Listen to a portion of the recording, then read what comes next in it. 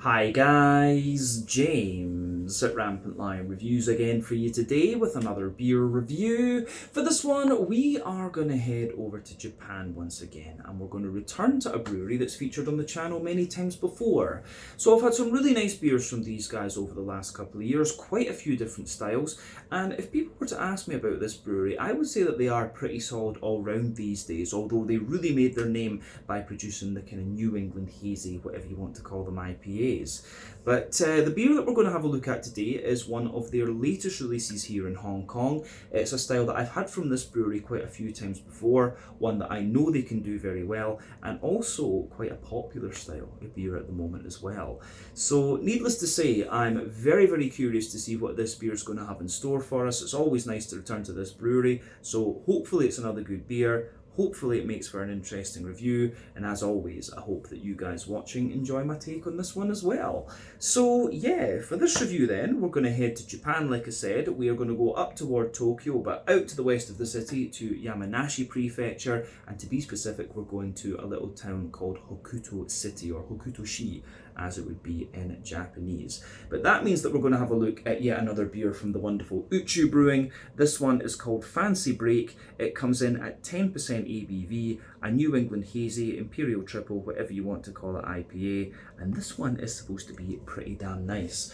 But yeah, this is yet another beer that I picked up from the wonderful Gur Beer in the One Mall in Chimshatchui in Kowloon here in Hong Kong, and they seem to get the Uchu stuff fairly regularly. This time they had 5 or 6 of them, and this is the one that just kind of stood out to me, in fact. And these beers are pretty fresh. It's quite impressive how quickly they can get things over from Japan and Korea, actually. So yeah, very new release, this one, from what I understand, and it is supposed to be pretty damn good. Single hopped with Citra, so you can't really go wrong. But we've had many nice New England hazies from Uchu before, so hopefully this one carries on in the same vein. But let's crack on with this one then and see how we go. So, as always with my reviews, I'll tell you a little bit about the brewery before we taste the beer. If you want to get straight to the tasting though, just fast forward. All the usual links can be found in the video description below. That's the brewery website, the link to my other reviews that I've done from Uchu Brewing before, and we will no doubt add more to that list at some point in the near future. But there's all the usual social media down there. If you want to see more reviews, do please consider subscribing to the channel. The support that you give is massively appreciated, and remember, you can go into the channel homepage and search for beer using the geography tagging system. So just go in there, use the little search bar, put in your hometown, state, county, province, whatever you like. If I've reviewed beers from the area that you search for, they will pop up. Failing that though, you can check out the playlist of beers from different countries. You'll find this one in the Japanese playlist along with a number of other things. That is being added to quite regularly, of course, since I am now based out here in Asia. And we are getting Japanese beers quite regularly to Hong Kong now, which I'm very happy about.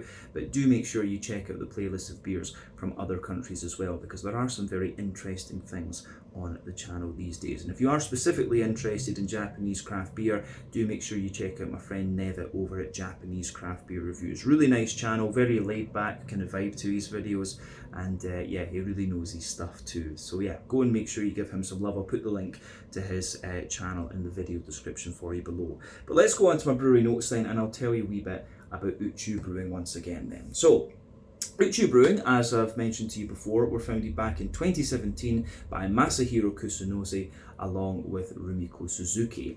So these guys both came from a background in agriculture, and they first encountered craft beer on the US West Coast, and they found when they were over there that they loved the different personalities that each brewery had, and they wanted to bring some of this beer culture back with them to Japan because they felt there wasn't too much of this at the time. So Masahiro was originally the main brewer, and Rumiko was doing the kind of marketing and business side of things, but also took part in the brewing and farming operations of the company too. So the actual history of the Uchu brand goes back to 2009 when they started their activities in farming under the name Space Farmers.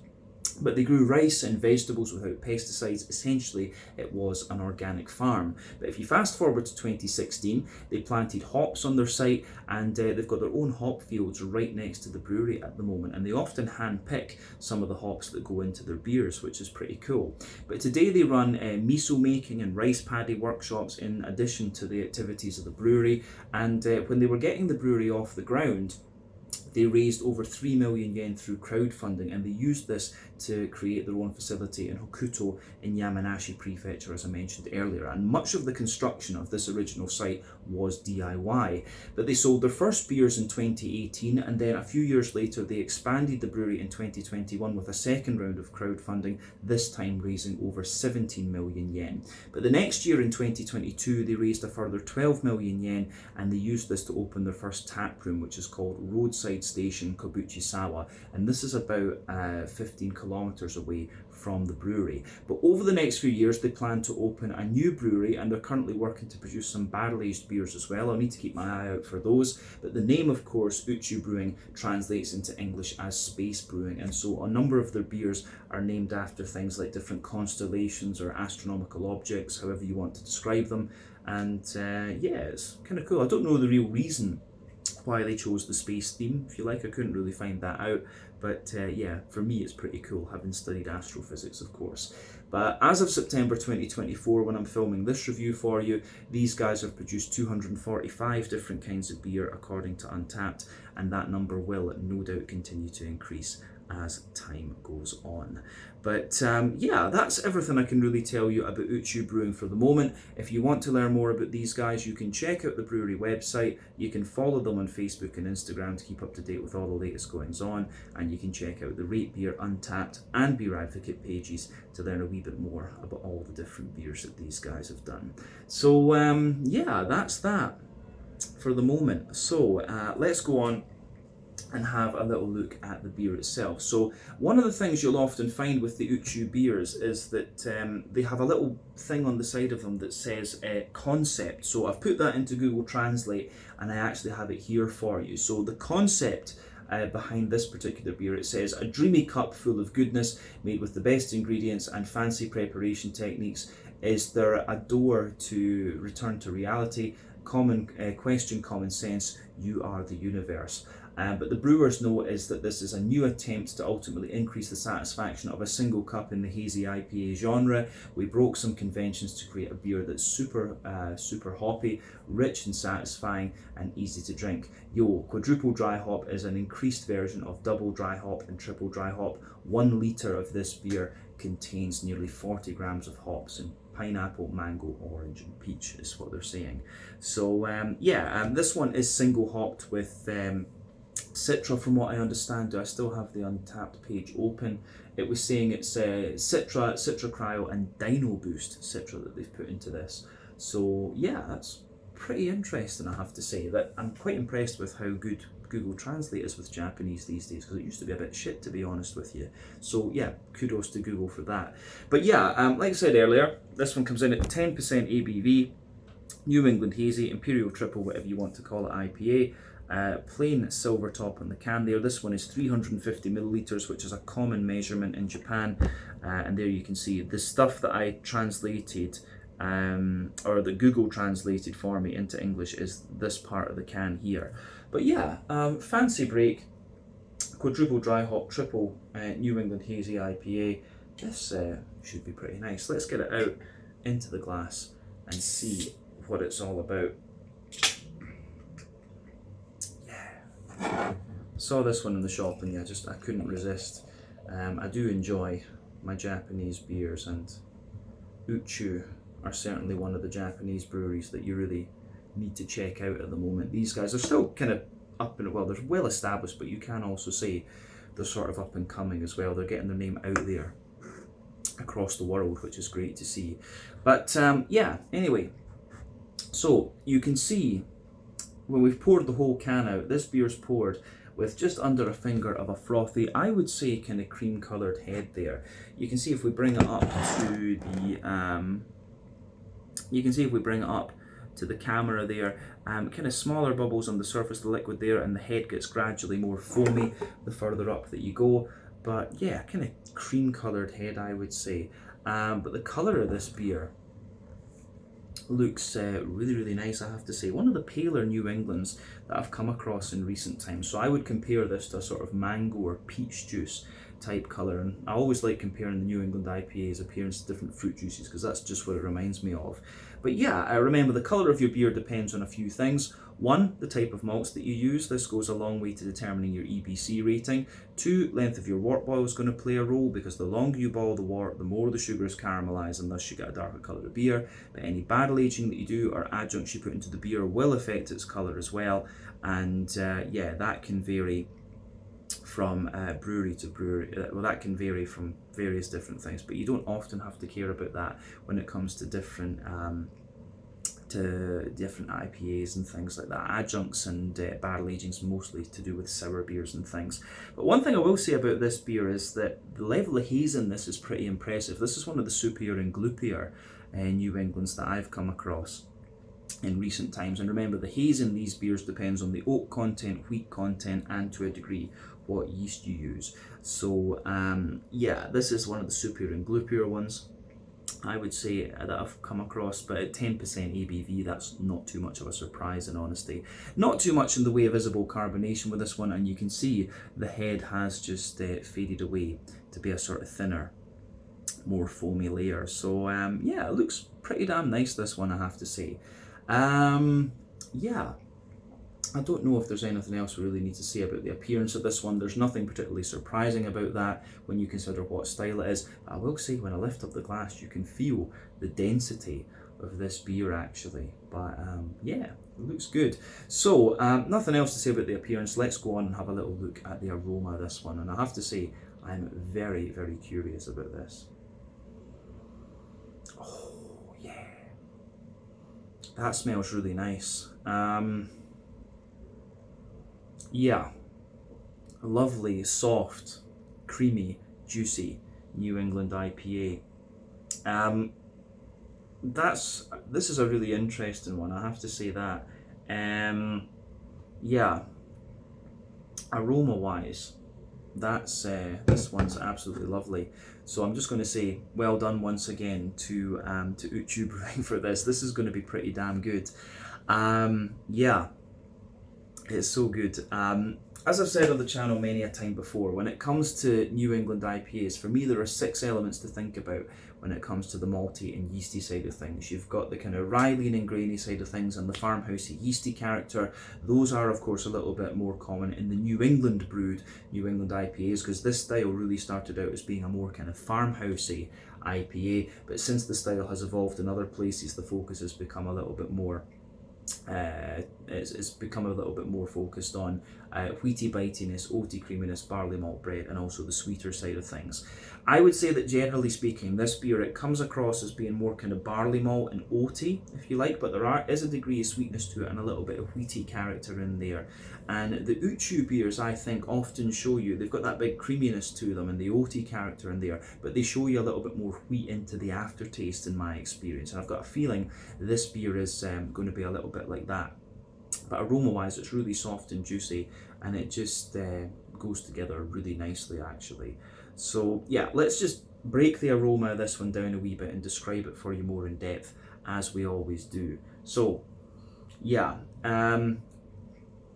the backbone of the beer in this one then, it's that lovely kind of soft, fresh, white bready bread crust, and oh, I thought that was a mosquito. There's a little bit of that kind of fresh white bready bread crust in there. You do get little elements of woodiness, Jacob's cream cracker of course, and yeah, it's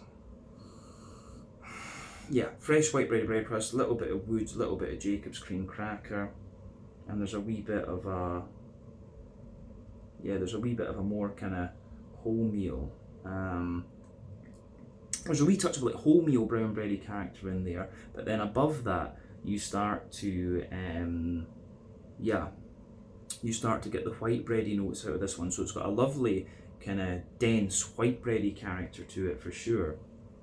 And the white bready character has a little touch of sweetness to it almost, and you can definitely smell a little bit of the you can definitely smell a wee bit of like a more dense white bready character in there, which is probably due to the wheaty side of the beer. There's a little bit of wheaty bitiness at the back of the nose as well, but I'm getting lots and lots of oaty, creamy character out of this one. So yeah, the oats in these New England IPAs are quite often a fairly decent rough indicator of how fresh your New England IPA is. So essentially, the creamier the oats are, the fresher the beer is, the drier they are, the older it is. You can smell that in this beer quite clearly. This one is really quite fresh, but mixed in with the oaty character, you've got a little bit of this almost kind of Skittles note to it, and there's one of the yeasts that does that in these beers, but there's also one of the brew sugars that's quite common to use in these New England triples and quadruple IPAs, and I think it'll be one of those things, because you do get that little bit of kind of Skittles, that skittly type aroma out of this one. I don't know if I can't remember if you get Skittles in Japan, in all honesty. Haichu is probably a good descriptor for Japanese people that might watch this video. But yeah, there's a wee bit of that, as I say, there's that little bit of Skittles type aroma to this one. You've got the oaty creaminess above that as well, and yeah, you've just got a little degree of sweetness to this one. So there's a wee bit of that kind of Werther's Original butter candy, butterscotchy sort of note coming out of the beer. A little hint of McVitie's Digestive Biscuit as well. But yeah, the way that all of that kind of pieces together, I think, is really nice. Yeah, I don't know if there's much else to say about the malty side of the beer. On the yeasty side of things, at the back of the nose, it's mainly kind of yeah, on the yeasty side of things, it's mainly like a sort of white bready character that's coming out of it. There is a wee bit of like crackery and woody farmhousey type note in there, but yeah, the way that goes together is pretty nice as well. I don't know if there's too much else to say about that, in all honesty. But yeah, I think we can move on and have a little look at the green component and the hoppy side of this beer then. So as I've mentioned in New England IPAs before, well, in IPAs generally speaking, there are 3 different kinds of hoppings that you can do. You've got early addition hopping, which takes place within the first hour of the wort boil. That gives you mainly bitterness and a deeper, dank aroma. You've got late addition hopping, which takes place usually within the last half hour of the wort boil. Little bit of bitterness, but mainly flavour and aroma, and it's going to give you that nice kind of bright green component as well. Then you've got the dry hopping, which takes place after the wort boil is complete, and that's all about flavour and aroma, and again it gives you very bright green component too. West Coast IPAs use all 3. So yeah, the West Coast IPAs use all 3 types of hoppings, and that's why they're a bit deeper, danker and more bitter. New England IPAs rely on late addition and dry hopping, which is why they're kind of softer and more juicy, of course, and that's very apparent in here. You can smell the smoothness of the green component in here too, because of the cryo, and probably the Dynaboost is going to give you some of that as well. But the green component in this one, there's a teeny little bit of earthiness in there, but mainly it's this quite oily floral type character, and then you've got a wee bit more of a kind of grassy, zesty note coming out of the beer too. But all in all, the way that this one goes together is really nice. It gets a big thumbs up from me on that kind of side of things. The green component is really nice and smooth, and I think this is going to be a whole sort of creamy type beer. But yeah, when it comes to the fruity side of things, if you know Citra, this beer isn't really doing anything unusual in that sense either. You've got a little bit of the kind of peachy sharpness in there, but lots of very juicy, very ripe mango, almost to the point where it's a little bit green like guava. But yeah, apricots, pineapples for sure, and then you've got a little bit of the kind of juicy lemony character that Citra can give you too. But I would say more apricot, pineapple and mango and peach coming out of this one. But all in all, the aroma of this beer is absolutely lovely, so just take a wee bit of time and enjoy that before you get stuck into this one. But yeah, I'm very curious to see what this beer is going to have in store for us for sure. So take a bit of time to enjoy that aroma, but I think it is about time that we get stuck into this one. So yeah, this is the Fancy Break, a 10% quadruple dry hop New England Hazy Imperial Triple, whatever you want to call it, IPA from Uchu Brewing in Hokuto City, Yamanashi Prefecture. up in Japan. Let's get stuck in. Slàinte, skål, and cheers. Kanpai.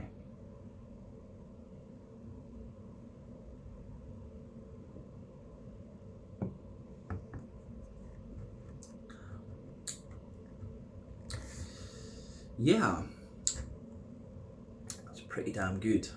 First impression, very smooth, very creamy, New England IPA for sure, but it has got a little bit more dryness to it, and I think it's very fresh, so you're still getting a wee bit of the green from the hops in this one still. Maybe you should let this one just mellow out that little bit more, but still it's really pretty nice. And see, this is a wee bit more of a kind of it seemed from the sound of what they were writing on it, it was supposed to be a little bit kind of bigger than some of the other New Englands that they've done before, but yeah, this one, it definitely has a little bit more bitterness to it in comparison to other ones, I would say, but probably that's just because I'm drinking it very fresh. Does it have the canned on date? Yeah, number 973 24 11 22. So it's saying it's best before the 22nd of November 2024. So yeah, I think they usually say that these IPAs should be like 3 months in advance. So I think this one was probably canned on the 22nd of September, or the 22nd of August maybe. So we're getting this one at just a couple of weeks old actually. And I think Uchu tend to keep their beers a week or two before they release them to the shops and things like that as well, just to let them sort of mellow out. But yeah, this is very good once again from Uchu, so massive thumbs up to these guys. Let's just go through the beer and break it down as we always do. But yeah, another very solid beer from these guys. Not surprised after all the things that I've had from them thus far.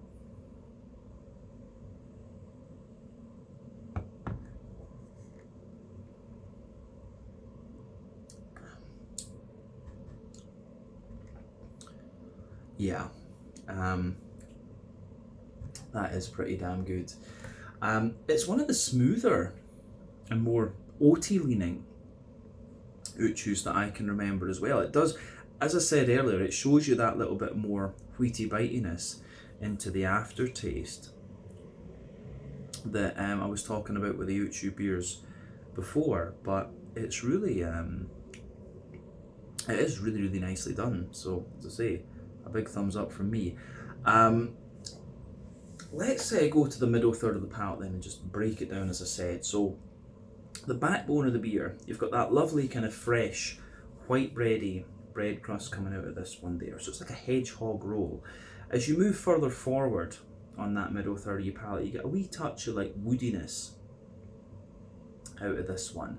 Then above that you get quite a little bit of cracker out of this beer actually. I will say this one has a bit more dryness to it compared to, and more oatiness compared to some of the other Uchus that I've had. So yeah, quite a little bit of cracker coming out of this one into the aftertaste too.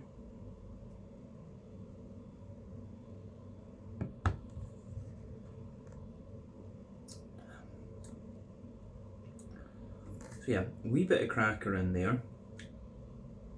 Potentially in the base, there's a little bit more of you get a bit of wholemeal brown bread in there, and that again shows its head a little bit more into the aftertaste of the beer. So yeah, you've got that little bit of brown bread, and then above that you've got a more above that you've got the white bready notes out of this one. So you can really feel when the barley malt comes in, the barley malt has this big white bready density to it, which I think is great. Yeah, so the white bready density's in there. You've got this lovely kind of sweetness to it as well, which I think is great.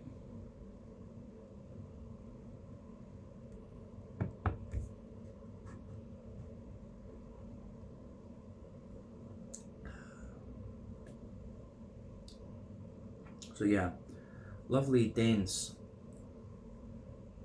white bready note to this one, and then on top of that you get the wheat. You can really feel that dense wheaty character coming out of this one, and the wheat actually does have a fair little bit of bitey character as well. So as I've often said, sweeter flavours come out further forward on the palate, more dry and bitter flavours come out further back. But yeah, with this beer, you can really feel that dense wheaty character there, and further back on that middle third of your palate, you get lots of the wheaty bitiness there. But on top of that, you get the oats, and you can feel, right, particularly down the middle line of your palate, you've got that big, dense, oaty kind of creamy character coming out of the beer. Then as you move out toward the edges of the palate, you get a little bit more of the kind of drier side of the oats there. But again, that's quite minimal because this beer is pretty damn fresh. Embedded into the oats, particularly the creamier side of the oats, you get a bit more of the, you get a little bit of that kind of Skittles type flavour that I was talking about too. So yeah, that's quite apparent in this beer for sure.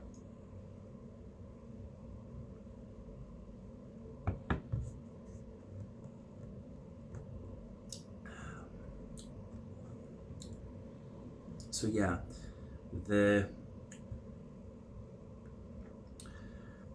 I think, is there anything more? The only other thing I can add to this, to the middle third of the palate, is that there could be a wee touch of Pilsnery malt or something like that in this beer, but I'm not 100% sure about that, because yeah, toward the back of the middle third of your palate, you really do get quite a little bit of bite out of this one, and that can be Pilsner malt, or it can just be due to the type of wheat that's used in the beer. But yeah, you do get a little bit of that kind of wheaty bitiness into the aftertaste, which is quite interesting. But in the dead centre of your palate, you've got a wee bit of that, like Werther's Original Butter Candy Butterscotch, and that's the boozier side of the beer. Maybe just a slight, yeah, maybe just a slight biscuity note to this one as well, which I think is quite nice. So yeah, the way that all of that pieces together in this one is really nice. So that gets a big thumbs up from me.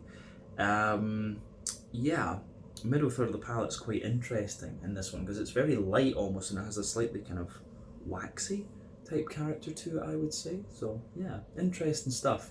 So yeah, let's go to the back third of your palate then.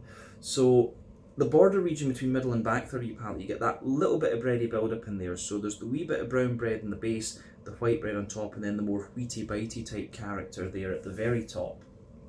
And as I've often said, the back third of your palate is going to give you some of the flavours to the middle third of your palate, just at different intensities. So yeah, back third of the palate, you've got that kind of bread crusty character in there, which is a bit more kind of brown bready almost. Then on top of that, you've got the kind of Jacob's cream crackery type note. Then the brown bready characters there, that layer feels a little bit lighter, taller and more airy. Then above that, you've got the white bready layer, which again feels a little bit lighter, taller and more airy. And then above all of that, you get a more wheaty, yeah, you've got the more wheaty character in there, which is a wee bit more kind of bitey and things, I would say. So yeah, you've got that more dense, wheaty, white bready character on top. And then above everything else on that back third of your palate, you have the more, yeah, you have the more yeasty side of things to it. So yeah, it goes together well.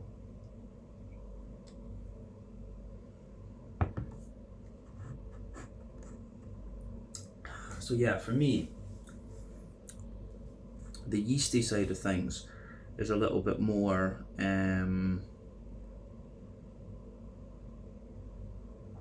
yeah, the yeasty side of things for me has a little bit of a brown bready character at its core, and then it's surrounded by a more grainy white bready sort of note, and then yeah, a bit more of a kind of white bready bread crust around the edge, and maybe a bit of cracker as well. So yeah, all of that sits on top of the back third of your palate, and definitely you can feel the back third of your on the back third of your palate, the flavour is taller, then it just kind of compresses down a little bit and squashes together that bit more. So yeah, that's the malty and yeasty side of the beer.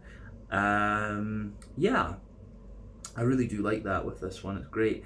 And as I say, this has got a bit more of a dryness to it compared to other Uchus, and a bit more oatiness as well. The oats really give you that more kind of porridgey feel with this beer too. So maybe American oats in this one, but I don't know if the Japanese produce their own oats up in Hokkaido or in Tohoku these days. So yeah, interesting stuff for sure. But yeah, on the hoppy side of things then, Back corners of the palate, you do get that nice little bit of earthiness in there, but as you move further forward, it's got a little touch of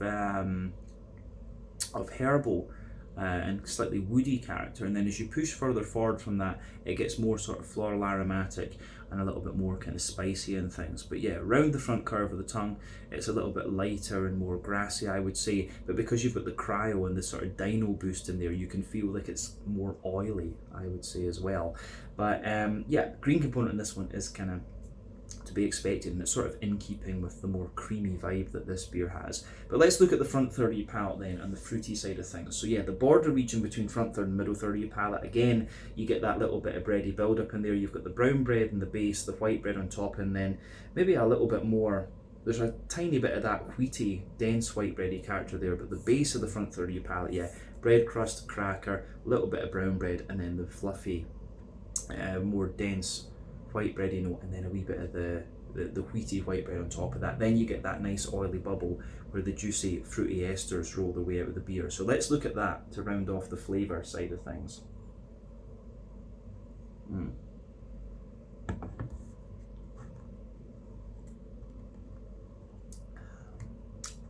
So yeah, for me, the flavour is kind of what you'd expect. This is single hop Citra.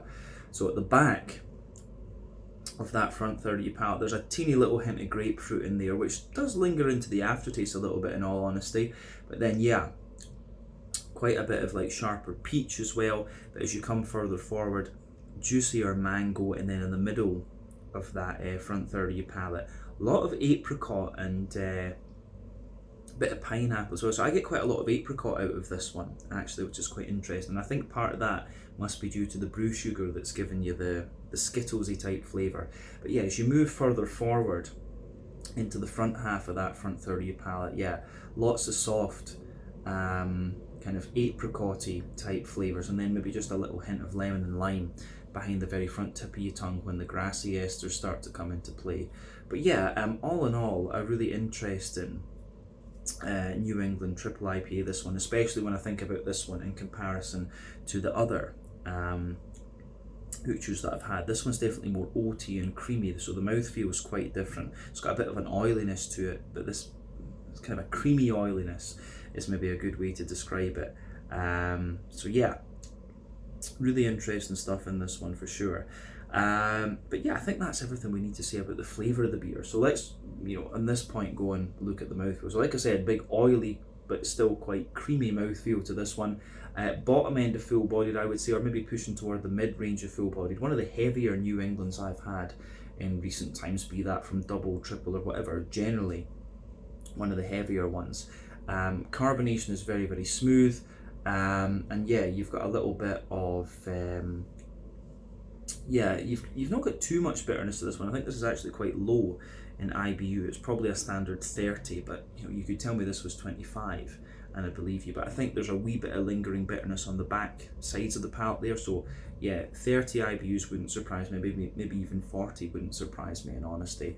But the green component is very, very smooth in this one for sure. But yeah, the malty character has a bit of dryness underneath, smoothness in the middle, and a wee bit of kind of creamy smoothness on top of it. And then yeah, you've got those nice kind of oily, fruity characteristics coming out of it as well. But yeah, all in all, really interesting beer. This one quite different to the other Uchus that I've had, and so it's definitely worth checking out. So yeah, more oaty leaning, but more creamy and oaty, more sort of creamy and oily in its mouthfeel, and less bitter, I would say, and less wheaty and bitey in comparison to other Uchus that I've had before.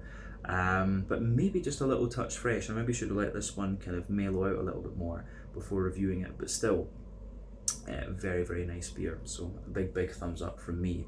But yeah, always nice to try something new from Uchu Brewing. This one was the Fancy Break, a 10% New England Hazy Imperial Triple, sorry, whatever you want to call it, IPA. This time quadruple dry hopped with different kinds of Citra. So yeah, let's leave it at that. Once again, thank you for watching my beer reviews. Until the next time, please like, subscribe, share, all the usual YouTube stuff. Let me know your own thoughts on this beer in the comments section below. Let me know what your favourite beers are from Uchu Brewing as well. And I will catch you guys again in another review very, very soon. But until then, Slàinte, Skål, cheers, and I'll catch you guys later. Ciao just now.